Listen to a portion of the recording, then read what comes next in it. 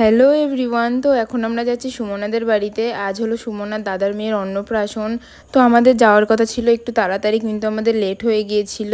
তারপর সুমনাদের বাড়িতে চলে এসেছি, আর এখানে পুচকিকে রেডি করা হচ্ছিল। তারপর এই জায়গাটা সাজানো হচ্ছিল, এরা সাজাচ্ছিল ফুল দিয়ে, আর আমি ছবি তুলে দিচ্ছিলাম। এগুলো সাজাচ্ছিল সেগুলোর ছবি তুলে দিচ্ছিলাম, পুচকির ছবি তুলছিলাম, এই ছবি করছিলাম। আর এখানে আমি কিছু একটা কথা বলেছিলাম, যেটার জন্য এরা আমাকে নিয়ে হাসাহাসি করছে।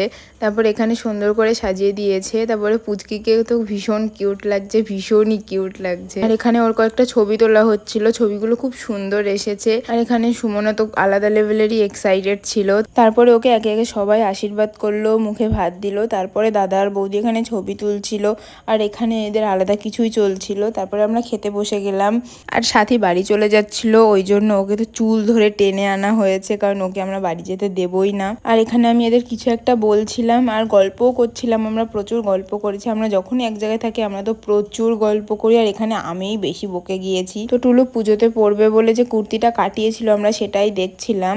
তারপরে পুচকি চলে এসেছে, আর ওকে নিয়ে টুলু একটু নাচ করছিল। ওর মুখটা এত মিষ্টি লাগছিল, ওকে নিয়ে একটু নাচ করলে, একটু এদিক ওদিক ঘোরালে ও মানে আলাদাই খুশি। আর তারপরে অনেক লেট হয়ে গিয়েছিল, তো আমরা খাওয়ার জন্য বাইরে এসেছিলাম। আমরা খাওয়া দাওয়া করে তাই বাড়ি যাব।